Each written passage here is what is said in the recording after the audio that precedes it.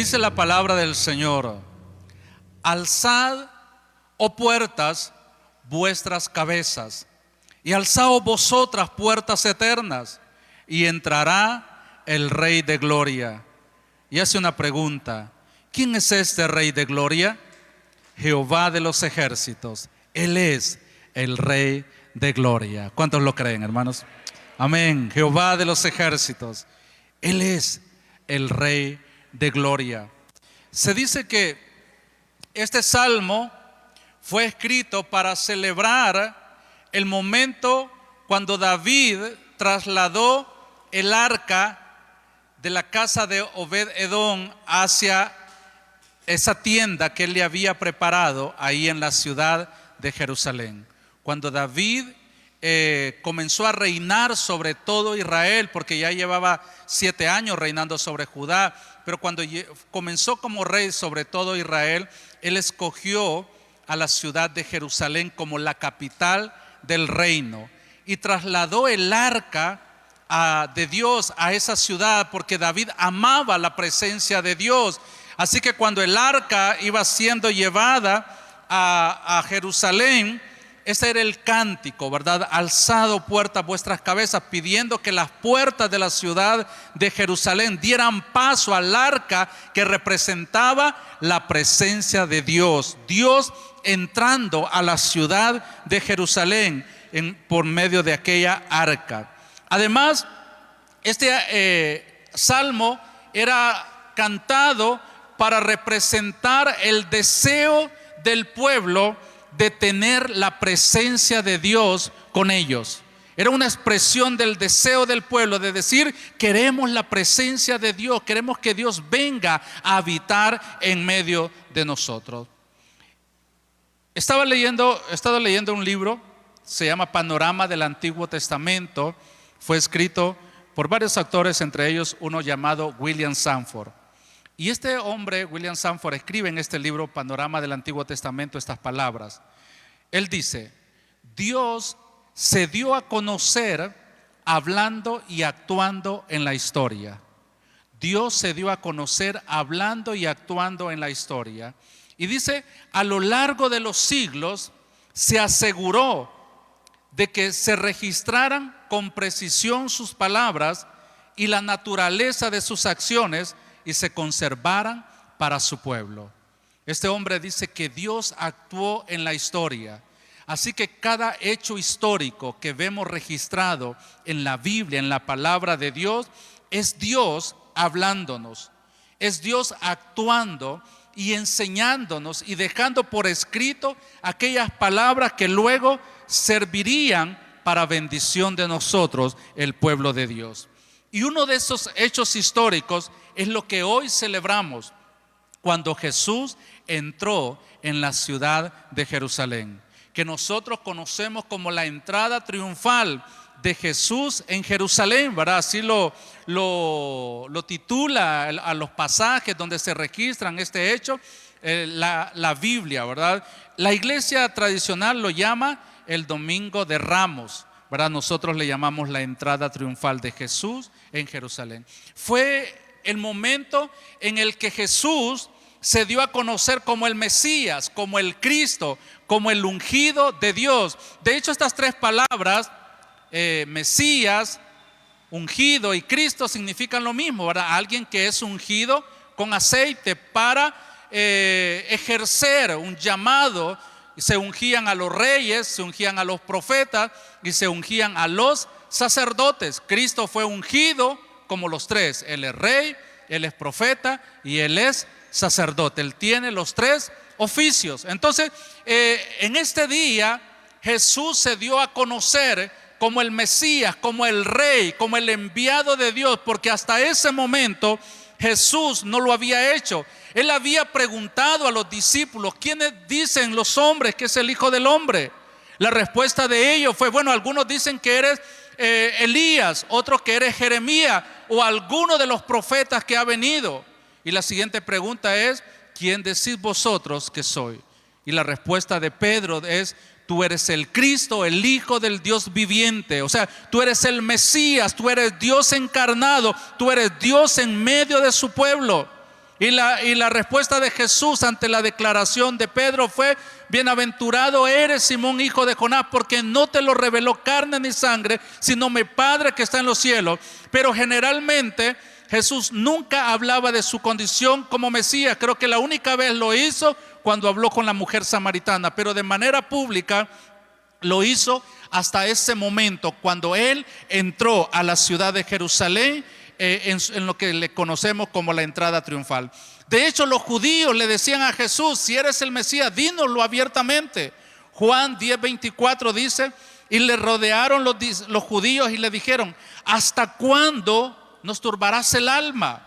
Si tú eres el Cristo, dínoslo abiertamente. Bueno, era una pregunta que le hacían a Jesús: ¿por qué nos turbas el alma? Si eres realmente el Mesías, dínoslo abiertamente. Jesús lo dijo abiertamente, Jesús lo mostró a través de su muerte y su resurrección. Sin embargo, los judíos no creyeron en él, ¿verdad? Entonces, a veces la gente dice: si hubiera un milagro yo creería. Yo creo que no, hermano.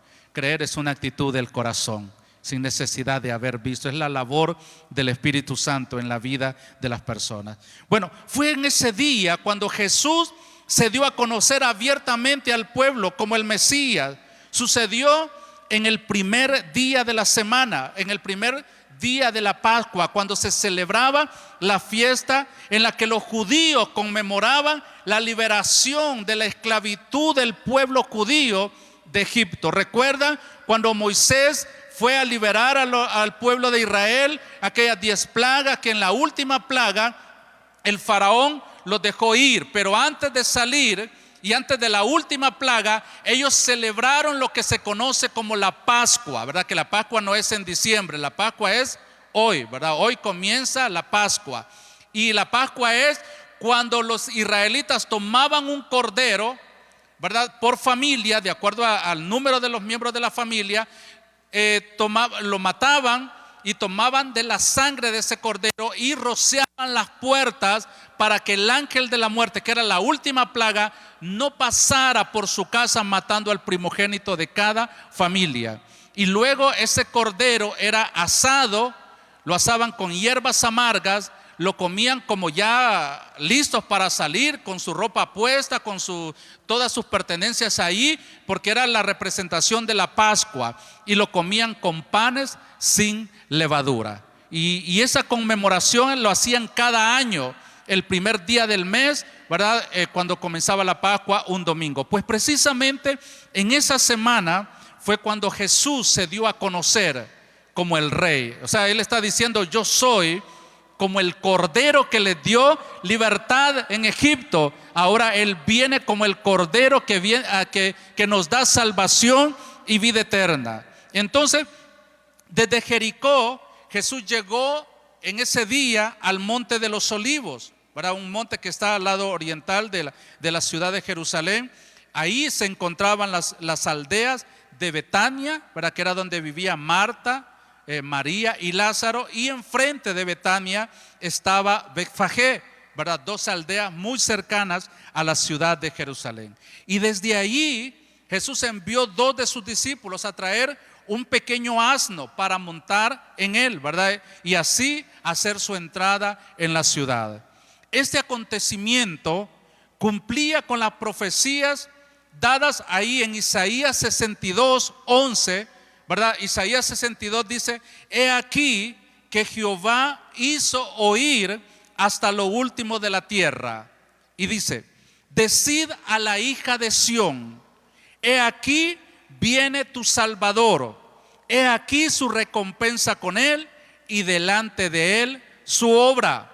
Entonces, Mateo dice que la entrada de Jesús en Jerusalén cumplió con esta profecía de Isaías 62:11. Pero también se cumplió la profecía de Zacarías 9:9. Y Zacarías capítulo 9, versículo 9, que dice: alégrate mucho, hija de Sión, da voces de júbilo, hija de Jerusalén.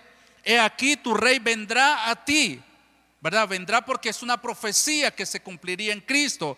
Vendrá a ti justo y salvador, humilde y cabalgando sobre un asno, sobre un pollino, hijo de asna. Entonces, Mateo, quien es que recoge, ¿verdad? Bueno, están en los 4 evangelios, está en Mateo 21, está en Marcos 11, está en Lucas 19 y está en Juan 11, la entrada triunfal de Jesús. Pero vamos a leer lo que registra Mateo. Mateo lo que hace es que une la profecía de Isaías y la de Zacarías y dice, esto fue lo que profetizaron, ¿verdad? Y hace una sola profecía, ¿verdad? Por eso es que cuando encontramos Mateo 21:5 encontramos elementos de las 2 profecías. Y fue en esa entrada de que Jesús reclamó no solamente ser el Mesías, el Hijo de Dios, sino que también reclamó ser el legítimo heredero del trono de David. Porque David era el rey de Israel y a él se le prometió que su reino sería para siempre.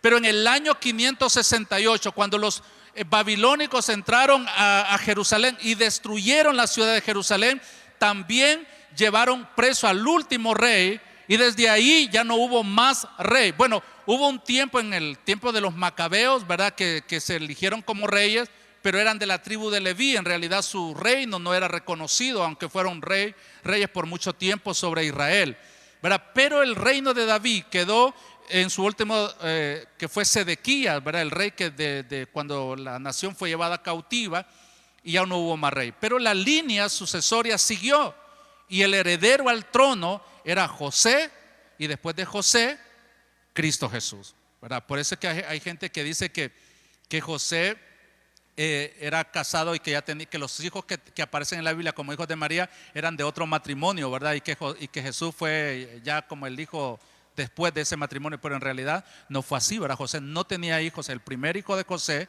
era Jesús, ¿verdad? Porque él era el primogénito y era el heredero al trono de David. Si no hubiera sido así, Jesús no hubiera podido ser heredero al trono, ¿verdad?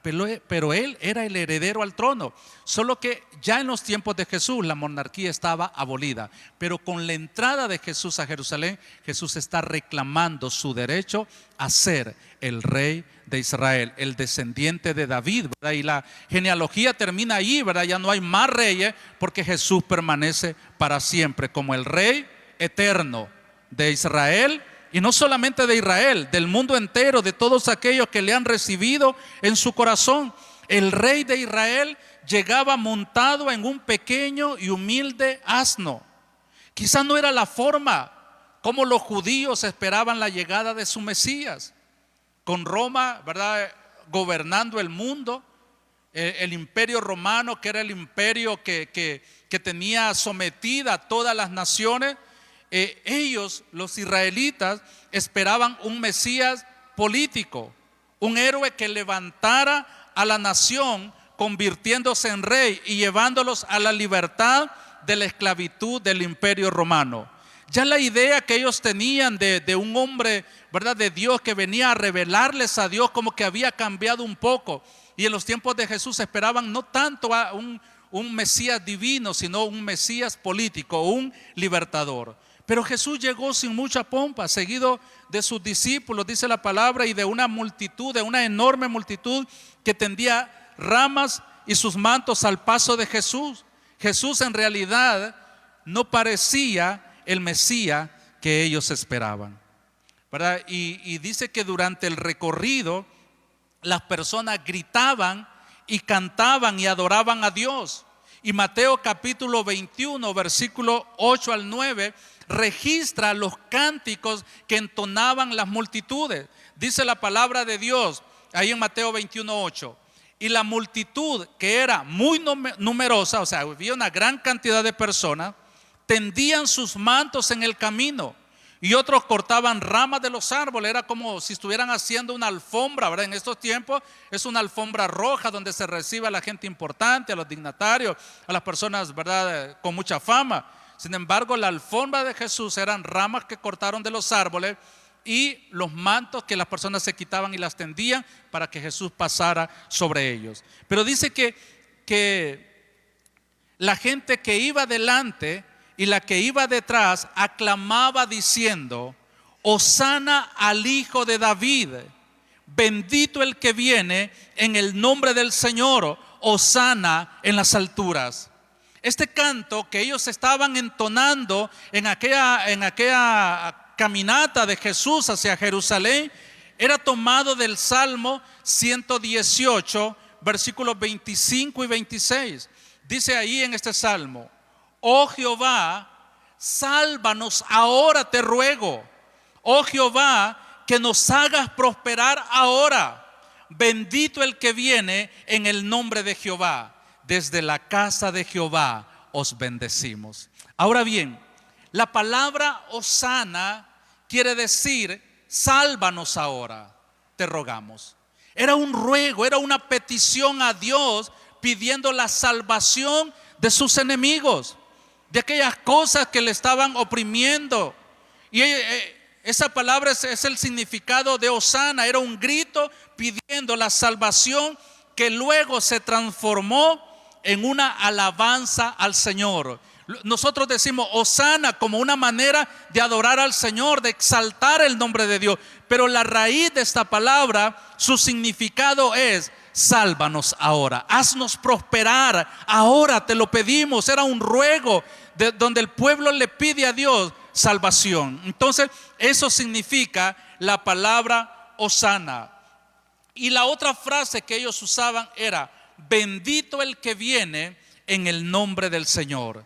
Era un reconocimiento al Mesías, quien era el portador o era la misma gloria de Dios en la persona del Señor Jesucristo. Y mire que el canto de estas personas era: hosana al Hijo de David. O sea, estaban reconociendo a Jesús como el Mesías, como el Salvador, porque a David se le prometió que Dios le daría un hijo y que su reino sería para siempre. No era Salomón a quien se le estaba diciendo eso, se estaba hablando de Jesús, cuyo reino no tiene fin. Entonces la gente decía: hosana al Hijo de David, y decían: bendito el que viene en el nombre del Señor. Jesús es el portador de la gloria de Dios. Gloria que los israelitas habían visto en el desierto. ¿Recuerdan cuando ellos salieron de Egipto, iban caminando por el desierto? La Biblia dice que había una nube, ¿verdad?, que los cubría durante el día, y una columna de fuego que estaba sobre ellos en la noche. Esa era la gloria de Dios, la presencia de Dios, Dios habitando en medio de su pueblo. Hermano, es que Dios siempre ha querido habitar en medio de nosotros. Más que el deseo nuestro, ha sido el deseo de Dios. Entonces los israelitas miraban todos los días. Ellos podían salir fuera de sus tiendas cuando armaban el campamento y la nube de la gloria de Dios estaba allí. En la noche había aquel resplandor, una columna de fuego, era la gloria de Dios.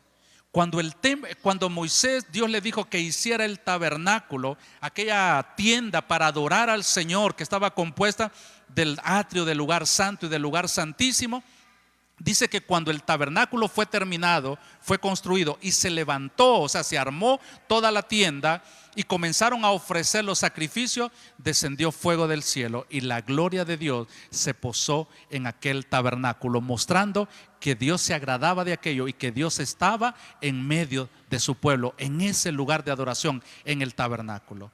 Siglos después, Salomón construyó aquel majestuoso edificio, el templo de Salomón, una estructura realmente hermosa, ¿verdad?, cubierta de madera de cedro, de acacia, recubierta de oro, ¿verdad?, y realmente era algo espléndido aquel templo. El día de la inauguración se ofrecieron miles y miles de sacrificios, ovejas, ¿verdad?, novillos, machos cabríos, dice la Biblia. Solo ovejas se ofrecieron 120,000 ovejas en la dedicación del templo. Y cuando estaban todos aquellos animales ya listos ¿verdad?, porque se les ponía fuego para que eran ofrendas quemadas, el holocausto era una ofrenda que se quemaba y el olor de la ofrenda subía hasta la presencia de Dios y Dios se sentía agradado. Eso es tipo de la adoración. Cuando estamos alabando al Señor, nuestra alabanza sube como ese humo, ¿verdad?, del sacrificio, y Dios se agrada de lo que nosotros le estamos ofreciendo. Entonces, cuando iban a quemar las ofrendas, descendió fuego del cielo y quemó las ofrendas, y el templo, dice la Biblia, se llenó de la gloria de Dios, y los sacerdotes no podían entrar a la presencia de Dios porque la gloria de Dios llenaba aquel templo. Así que los sacerdotes tuvieron que ponerse en el pavimento fuera de la casa y postrarse delante de Dios y decir aquellas palabras: porque Él es bueno, porque su misericordia es para siempre. Y comenzaron a adorar a Dios porque la gloria de Dios estaba en aquel templo. Pero luego, por la desobediencia del pueblo, en el año 568, las tropas de Nabucodonosor entraron a Jerusalén, destruyeron la ciudad, y junto con la ciudad destruyeron también el templo y todo lo que en él había.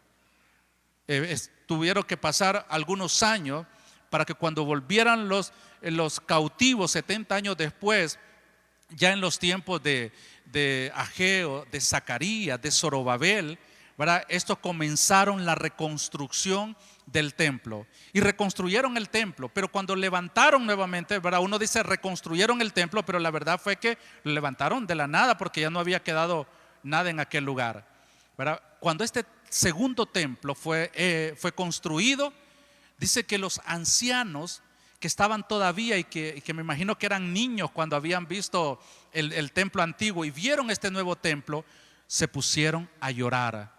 Lloraron porque no tenía la gloria, no tenía la majestuosidad de aquel templo que había construido Salomón. Pero Dios les dio una palabra y les dijo: la gloria postrera de esta casa será mayor que la primera.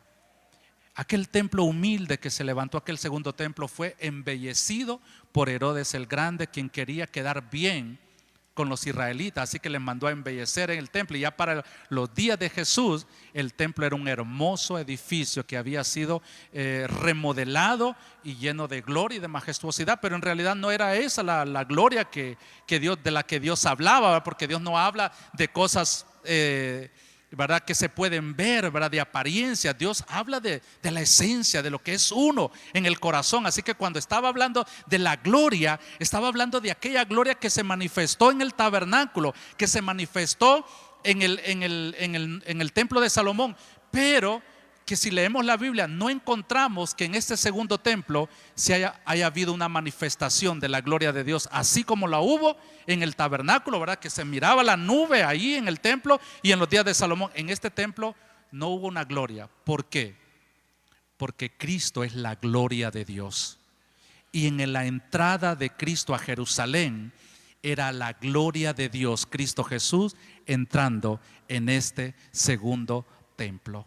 Entonces ve que la gloria postrera fue mayor que la primera. En la primera, en el tabernáculo y en el templo, fue una nube que descendió. Aquí Dios mismo en persona está entrando al templo, porque Jesús, como rey entrando en la ciudad de Jerusalén, no entró al palacio de Herodes, tampoco entró al palacio de Pilato para tomar posesión literal del reino. Él entró al templo, porque el templo es la casa de Dios, donde la gloria de Dios se manifiesta. Entonces él estaba diciendo: mi reino no es de este mundo, mi reino es un reino espiritual. Y él llegó a la casa, al templo. Era la primera vez, por lo menos que registran los evangelios, que Jesús entró al templo. Obviamente entró más veces, ¿verdad? Pero esa vez entró, predicó y sanó dentro del templo, porque él, y sacó a los cambistas y toda aquella gente que estaba ahí, porque el rey había llegado a su lugar.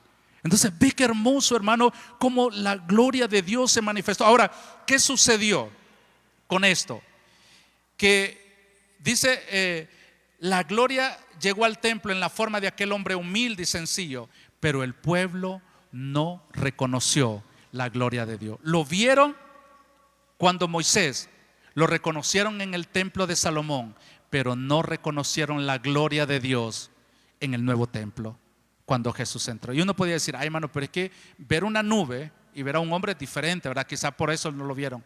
Hermanos, cuando el Espíritu Santo está en el corazón de una persona, el Espíritu Santo va a entender que allí no era un hombre el que estaba entrando solamente, sino que era la presencia misma de Dios llegando a la ciudad de Jerusalén y al templo mismo. Entonces dice Mateo 21, 10 y 11: cuando entró él en Jerusalén, toda la ciudad se conmovió, dice la palabra. O sea, no hubo lugar en Jerusalén que se quedara tranquilo. De hecho, la palabra conmover es la misma palabra que se usa para terremoto. O sea, la ciudad se estremeció. No había una persona en aquella ciudad que estuviera ajena a la entrada de Jesús en Jerusalén.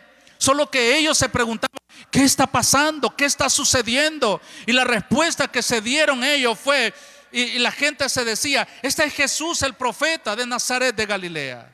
Y lo vieron como un hombre más, como un profeta más, pero no lo vieron como el profeta único que había de venir, como el rey, como el Mesías, como el Dios todopoderoso que llegaba a visitar a su pueblo. Ahora, hay tres cosas más todavía que podemos aprender de este pasaje y que nos relata la entrada de Jesús en Jerusalén. En primer lugar, Jesús es el rey que vino. Jesús es el rey que vino. Mateo 21, 4 y 5 dice: todo esto aconteció para que se cumpliese lo dicho por el profeta cuando dijo: decid a la hija de Sión. La hija de Sión es la ciudad de Jerusalén: he aquí tu rey viene a ti, manso y sentado sobre una asna, sobre un pollino, hijo de animal de carga. Muchas cosas podríamos decir acerca de este hermoso evento. Y cada año, hermano, nos tomamos estos pasajes y procuramos llevar una palabra fresca de parte de Dios. Y quiero que nos fijemos en el rey que vino, para que lo imitemos, porque el deseo de Dios es que lo imitemos a Él. Primera de Corintios 11:1 dice: sed imitadores de mí, así como yo de Cristo. Pablo dice: sed imitadores de mí como yo de Cristo. No es a Pablo que debemos imitar, es a Cristo. Y cuando Mateo escribe su evangelio, él dice que todo esto aconteció para que se cumpliera lo dicho por el profeta, cuando dijo: decid a la hija de Sión, o sea, a Jerusalén: he aquí tu rey viene a ti. Me encanta esta palabra, porque no dice tu rey viene, pero no dice tu rey viene, Jerusalén. Él dice tu rey viene a ti. Es algo personal. Dios llega a la vida de cada persona. Jesús no llegó a Jerusalén como: aquí está su rey, ciudad de Jerusalén, mírenme, aquí está su rey. No, Él llegó a cada persona de manera única, de manera personal. Eso es lo que dice la palabra: tu rey viene a ti. Eso es algo realmente maravilloso. Esto también tiene una doble connotación. En primer lugar, apunta al momento presente, ese momento cuando Jesús estaba llegando a la ciudad de Jerusalén como el Mesías, el Dios hecho hombre, el Salvador, el Hijo de David, el Rey de Israel. Pero también es un hecho escatológico. ¿Qué quiere decir esto? Que Cristo vendrá otra vez. Él vendrá otra vez y nuevamente recorrerá el camino, porque la Biblia dice que Él vendrá y sus pies se asentarán sobre el monte de los olivos. ¿Dónde estaban las aldeas de Betfagé y de Betania? En la ladera del monte de los olivos. Pues ahí vendrá Jesús nuevamente, y Zacarías dice que el monte se partirá en dos y Él llegará nuevamente a la ciudad de Jerusalén. Lo vamos a ver más adelante. Y eso es lo que está diciendo. Nuestro rey vino. Él vino una vez. Él vino a salvarnos de nuestros pecados. Él vino a tomar nuestro lugar en la cruz. Él vino a buscarnos y a salvarnos. Los judíos esperaban a un Mesías revolucionario. De hecho, habían muchos celotes en los seguidores de Jesús. Había uno de ellos, ¿verdad? Tomás el celote, ¿verdad? La palabra celote era como de esos guerrilleros, ¿verdad? De esa gente que anda en contra del gobierno. Y eso significa la palabra celote, ¿verdad? Y muchos de ellos seguían a Jesús porque querían ver a Jesús liderando la nación hacia la libertad de Roma. De hecho, en alguna ocasión o en algunas ocasiones quisieron hacerle rey, ¿verdad? Pero la verdad que Jesús vino a buscar y a salvar, dice la Biblia, lo que se había perdido. La salvación de Jesús era más que simplemente libertar a una nación de un gobierno opresor, era libertar a las personas de todas las naciones, de toda la tierra, de lo más peligroso que hay, como lo es la esclavitud, no de otra persona, no de otra nación, sino la esclavitud del pecado. Hermano, la esclavitud de la muerte, el pecado nos lleva a la muerte, y eso es lo que Jesús vino a hacer. Vino a hacer una obra mucho más allá de las expectativas judías. Él vino a buscar y a salvar lo que se había perdido. Entonces, es interesante ver que Mateo dice que el rey vino manso, ¿verdad? Dice él, he aquí tu rey viene a ti manso. Significa que Jesús vino no de forma ostentosa, Él vino de forma humilde. No con gran pompa, Él vino de manera humilde. Así es como la Biblia lo relata. Mateo 11:29 dice: llevad mi yugo sobre vosotros y aprended de mí, que soy manso y humilde de corazón, y hallaréis descanso para vuestras almas. Jesús dice: aprendan de mí, que soy manso y humilde de corazón. Y ese es un llamado a nosotros, seguidores de Cristo, a ser como Jesús. Nuestro Rey vino a librarnos del pecado, de la vida vana que vivíamos. Él vino y Él entró ese día a Jerusalén, no solamente como el Rey de Israel, sino como el Rey de cada persona que abrió su corazón a Él y que desea vivir para Él. Entonces Él dice: yo soy manso y humilde de corazón, aprendan de mí para que encuentren descanso para sus almas. Siendo el Rey de reyes y Señor de señores, siendo el Dios creador, lleno de riquezas y gloria, el Rey viene a ti, dice la palabra. El Rey viene a ti, el Rey viene a usted, el Rey viene a mí manso, o sea, sin grandeza, sin demostraciones de fuerza y poder como lo hacían los reyes. Y nos dijo también que aprendiéramos de Él, que es manso y humilde de corazón. Esa es esa actitud que nos da descanso, que nos llena de paz. Hermanos, la soberbia, el orgullo es lo que hace que el hombre se pierda y que haga cosas que le quitan la paz. La paz viene cuando somos mansos y humildes de corazón. Cuánta humildad y mansedumbre hace falta en los corazones. Cuánta humildad y mansedumbre nos hace falta. Cuánta humildad para enfrentar la vida. La paz en los corazones de las personas, la paz en las relaciones entre personas, la paz entre familias, entre países y aún con Dios, es también, hermanos, la falta de paz en los corazones, la falta de paz en la familia, en los países, es también falta de humildad y de mansedumbre en los corazones. Esa es la cosa. ¿Por qué hoy el mundo se debate en tanta maldad? Vemos, por ejemplo, en Europa, en esta guerra en Ucrania, da tristeza y dolor ver a personas inocentes muriendo, ver a niños, ¿verdad?, que llorando ni siquiera saben exactamente qué está pasando. Miraba a una anciana decir: me voy a ir, no pensaba irme, pero ya pasé una guerra y no quiero pasar otra, huyendo de ese lugar. ¿Y todo por qué? Por el ansia de poder, por el ansia de riquezas, de fama, de ser reconocido, de ser visto. ¿Y qué es eso, hermano? Esa es soberbia, esa es altivez, ese es orgullo en la más alta expresión. Pero Jesús dijo: aprended de mí. El Dios que vino, que entró en aquella ciudad, ante cuyos pies se pudo haber rendido no la ciudad de Jerusalén, el mundo entero. Aún el César, que era el personaje más poderoso de ese tiempo, porque era el que gobernaba, el que dirigía al más grande de los imperios de ese momento, pudo haber venido a postrarse delante de Jesús. Pero Jesús no venía a ser reconocido y exaltado. Él venía a morir en la cruz del Calvario como el más vil de los pecadores, aunque no conoció pecado, porque Él venía a cumplir la misión que su Padre le había encargado de morir por usted y morir por mí en aquella cruz. Él dijo: yo soy manso y humilde de corazón, aprendan de mí y hallarán descanso para sus almas. Entonces Jesús es el rey que vino. Ahora, Jesús es el rey que vendrá, hermano, porque lo maravilloso de esto es que, hermanos, Jesús no solamente vino una vez, Él viene otra vez, Él viene una segunda vez. Mateo 23:12 dice: porque el que se enaltece será humillado, y el que se humilla será enaltecido.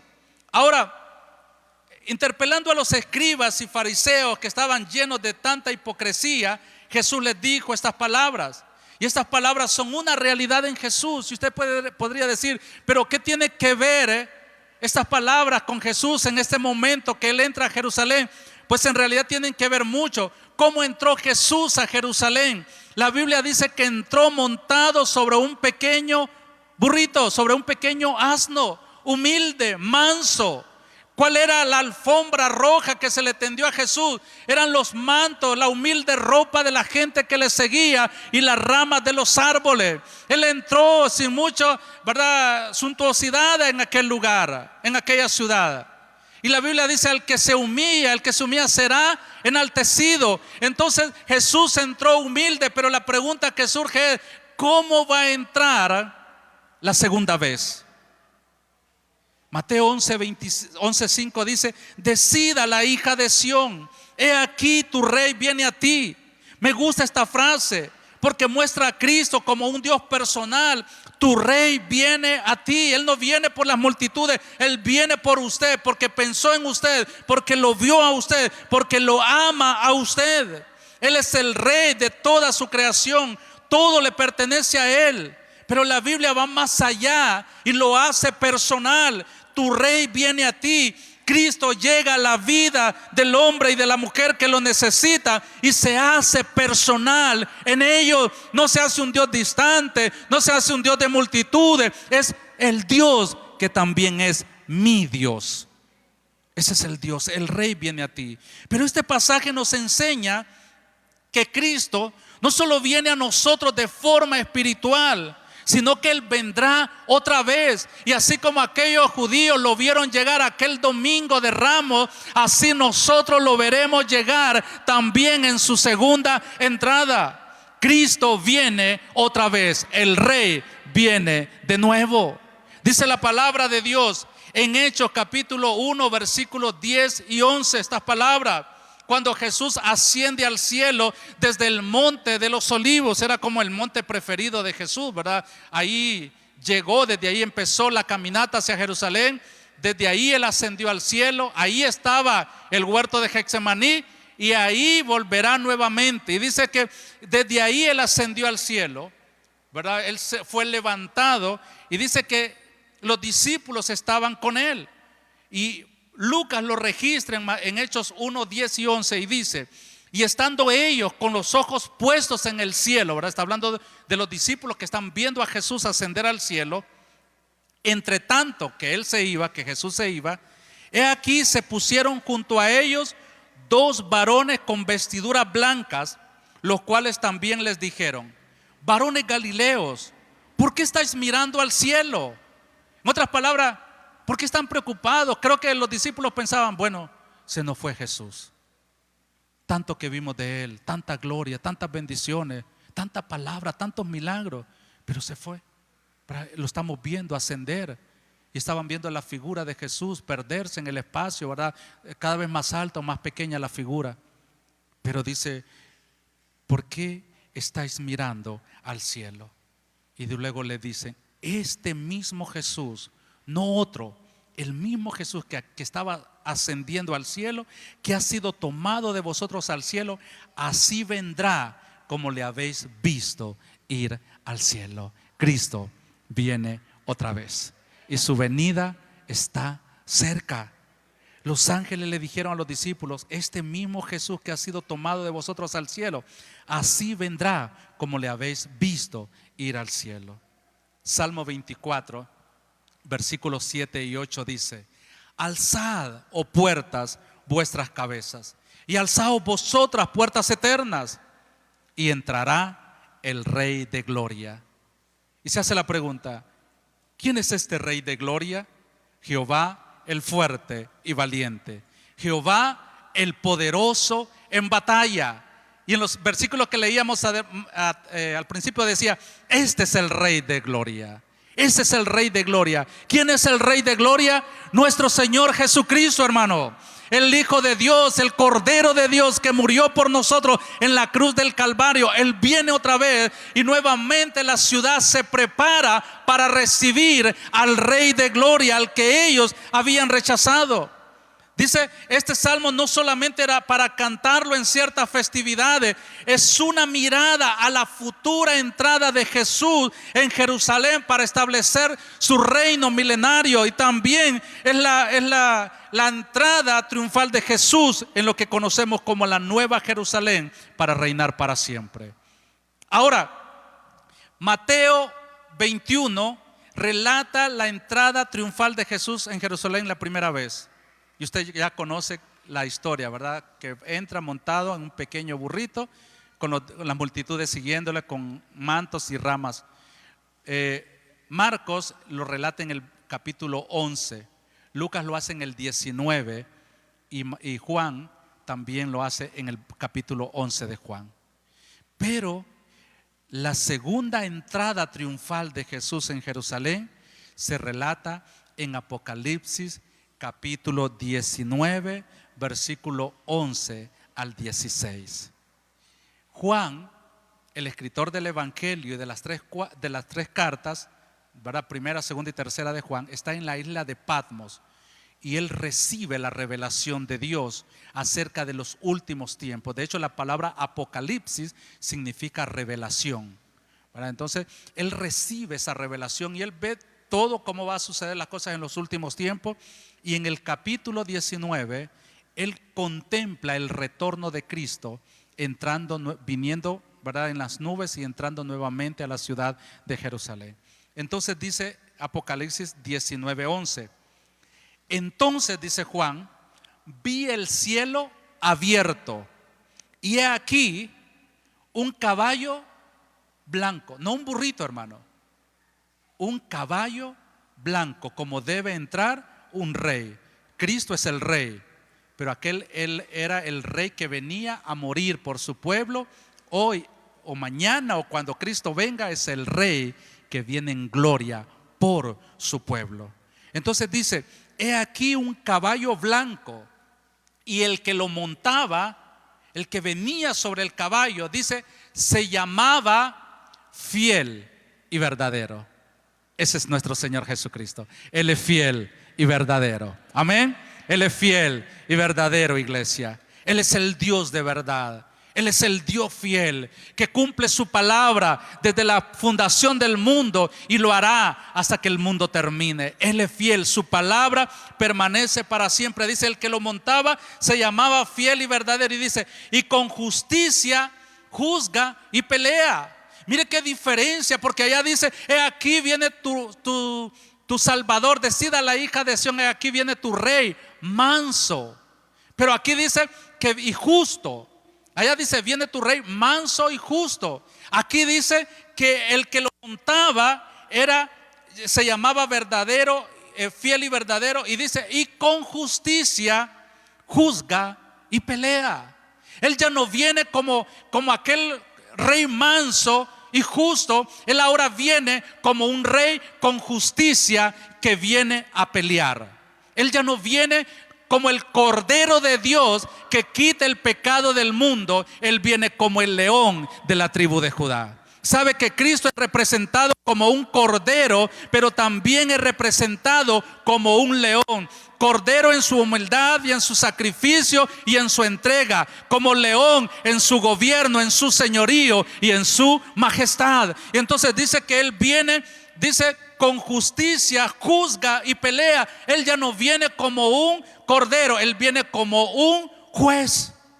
Y dice, sus ojos eran como llama de fuego y había en su cabeza muchas diademas. Esto significa que todos los reinos le pertenecen a Él. De hecho, hay un versículo en Apocalipsis que dice, los reinos han venido a ser de Dios y de su Cristo, ¿verdad? O sea, le pertenecen a Él. Él los tomó, Él se los arrebató al enemigo cuando Él murió en la cruz del Calvario. Entonces dice que Él traía muchas diademas y tenía un nombre escrito que ninguno conocía sino Él mismo. Para ese es el misterio de Dios, porque no conocemos todo de Dios, solamente lo que Él ha revelado. Pero obviamente hay grandes cosas, muchísimas cosas que no conocemos del Señor. Dice, estaba vestido de una ropa teñida en sangre, ¿verdad? Haciendo alusión que Él fue quien murió por nuestros pecados, ¿verdad? Su ropa teñida en sangre. Y su nombre es, escuche esto, el Verbo de Dios. Y me encanta, yo no sé si en su Biblia, pero en mi Biblia está en letra mayúscula y en negrita. Él es el Verbo de Dios. En el principio era el Verbo, y el Verbo era con Dios, y el Verbo era Dios. Este era en el principio con Dios. Verbo, o sea, logos, la palabra es una idea, es una palabra, es una acción. Cristo es la palabra de Dios. Dice la Biblia, en el principio creó Dios los cielos y la tierra estaba desordenada y vacía, y el Espíritu del Señor se movía sobre la faz de las aguas. Y dijo Dios, cuando esa frase dijo Dios, es Cristo en acción, la palabra en acción, el Padre hablando y la palabra que es Cristo accionando, creando todas las cosas. Él es el Verbo de Dios, es la palabra encarnada, es la palabra de Dios. Entonces dice, su nombre es el Verbo de Dios, y los ejércitos celestiales, vestidos de lino finísimo, blanco y limpio, le seguían en caballos blancos. Ahora dice los ejércitos de Dios. En otro versículo, ¿verdad? No recuerdo ahora la cita. Dice que Él vendrá con todos sus santos. ¿Quiénes son los santos de Dios, hermano? ¿Hay algún santo de Dios aquí, hermano? Amén, todos nosotros. No espere que Roma los canonice, hermano, ¿verdad? No, recuerda cuando fuimos al retiro hace unas semanas.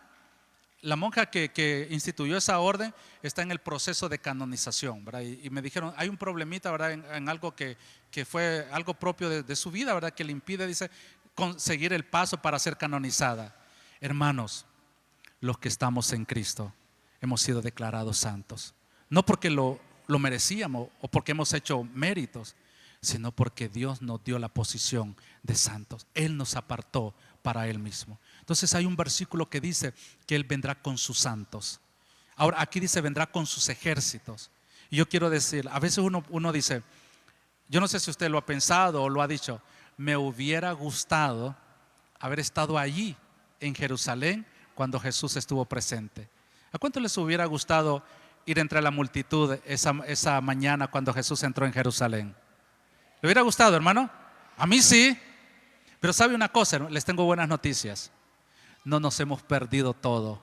La verdad es que no pudimos estar en la primera venida, en la primera entrada de Jesús en Jerusalén, pero estaremos en la segunda entrada, no de espectadores, sino como parte de los que están entrando juntamente con Cristo a la ciudad de Jerusalén.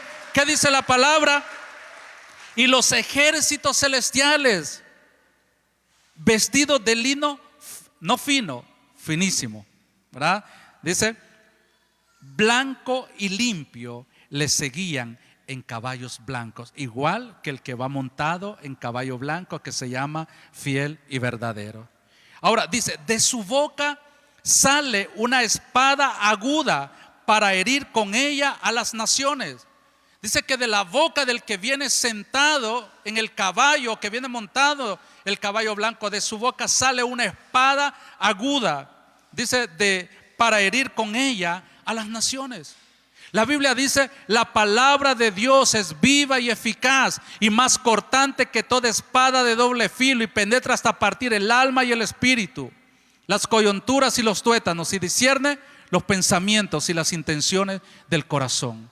Entonces esa espada aguda que sale de la boca de ese jinete, que es el Señor Jesucristo, es su palabra. Ahora es tremendo lo que dice, porque dice que con esa espada, con su palabra, herirá a las naciones.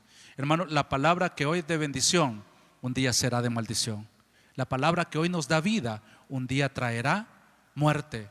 De hecho, todos los ejércitos del mundo, dice la Biblia, estarán esperando ese momento cuando Cristo descienda para enfrentarse en guerra con Él. Pero dice que Él los matará con la espada que sale de su boca. Y dice, y Él la regirá a las naciones con vara de hierro, y Él pisa el lagar del vino del furor y de la ira del Dios Todopoderoso.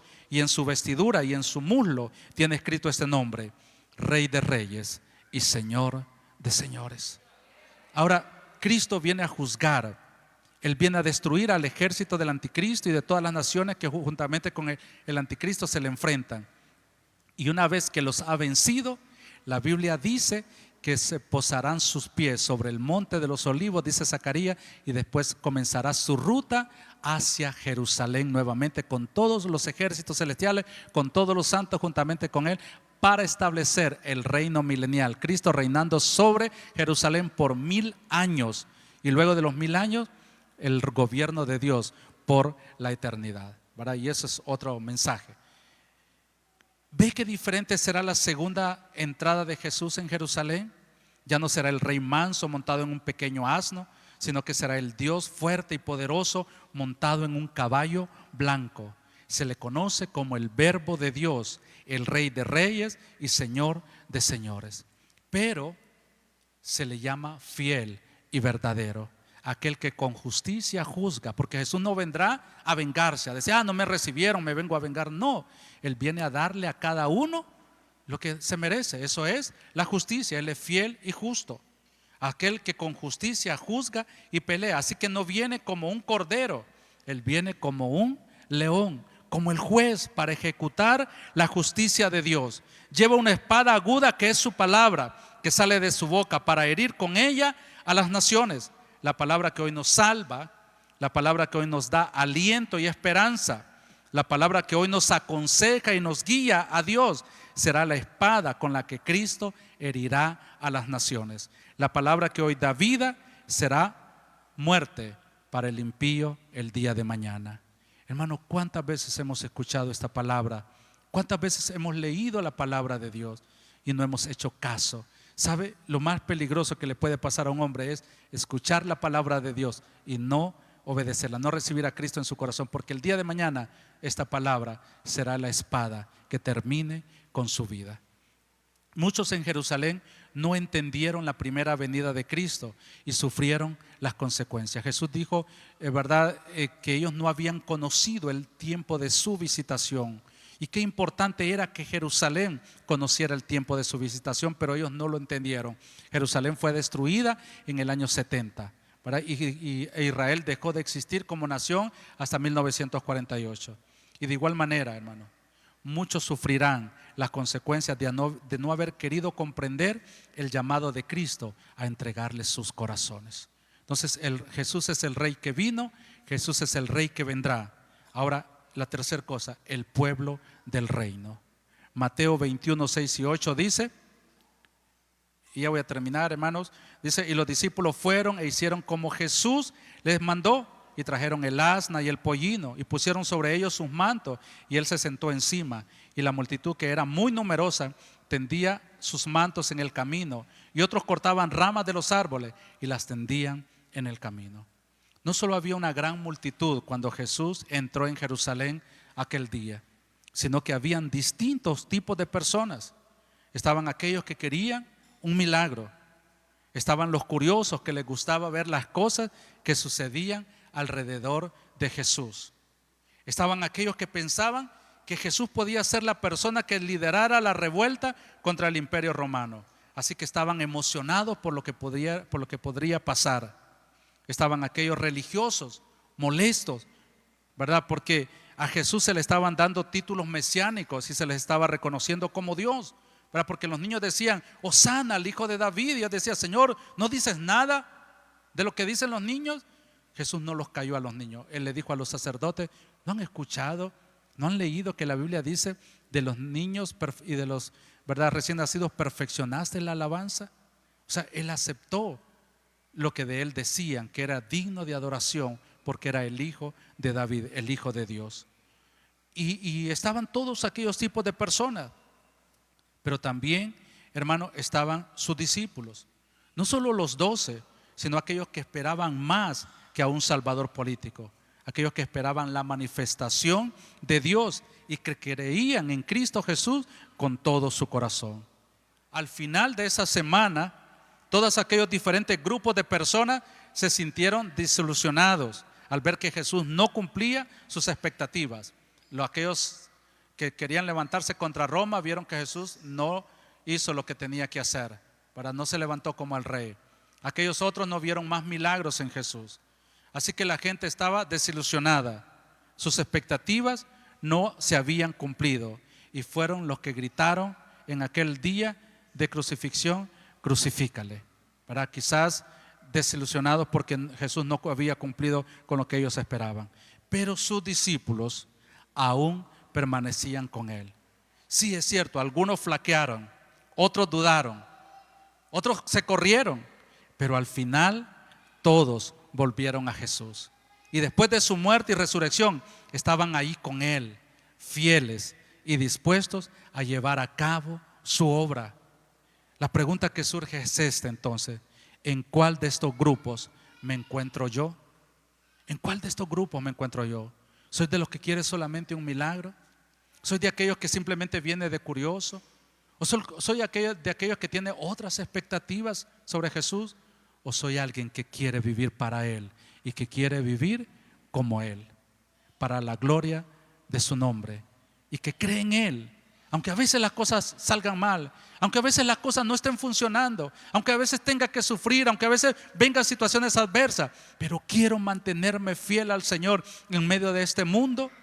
¿O solamente soy parte de la multitud que hoy extiende mantos y corta ramas y mañana le grito: crucifícale?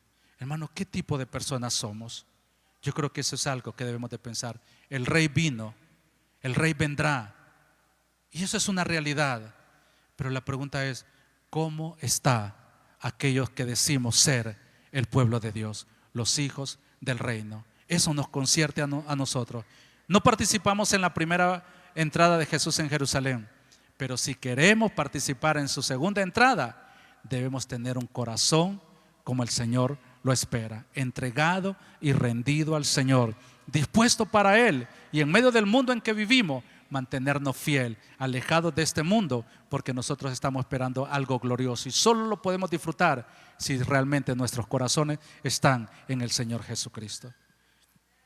La entrada de Jesús a Jerusalén nos recuerda que nuestro Rey vino y vendrá otra vez, y que nosotros, sus hijos, los hijos del reino, debemos permanecer fieles a Él. Su regreso, hermano, hoy está más cerca que nunca, está más cerca que cuando creímos en aquel día. Cristo viene y Él viene pronto. Iglesia, pongámonos de pie todos y digámosle: Señor, gracias, gracias por salvarme. Gracias, Señor, por darme esperanza, por darme vida eterna. Señor, por darme la oportunidad de estar entre aquellos que estarán contigo para siempre. No lo merecíamos, Señor. No éramos mejores que aquella multitud que llegó la primera vez, o que aquellos que dentro de la ciudad no comprendieron tu visitación. No somos mejores que ellos, pero nos alcanzó tu gracia, nos alcanzó tu amor, y aquí estamos, Señor, rendidos a ti, con ese privilegio tan grande y maravilloso de poder llamarnos tus hijos, hijos de Dios. Y si hoy permanecemos de pie, ha sido gracias a tu poder y a tu amor, porque eres tú quien nos ha sostenido y nos ha guardado hasta este día, para que no caigamos, Señor, para que no nos alejemos de ti y seamos tenidos por dignos de estar de pie delante de Cristo en aquel día. Ese es nuestro deseo, y nuestra oración es: ayúdanos, enséñanos a estar fieles a ti, y que ese día, Dios, también nosotros formemos parte de esa multitud que entrará juntamente contigo, proclamando tu gloria y tu señorío. Padre, gracias. Bendice esta iglesia, llénanos de tu gracia y de tu favor, y en esta semana que comienza, que no nos olvidemos que el verdadero significado es el Rey muriendo por su pueblo, por nosotros que sin merecerlo hoy tenemos salvación y vida eterna. Para ti la gloria y la honra, Padre, en el nombre de Cristo Jesús. Amén.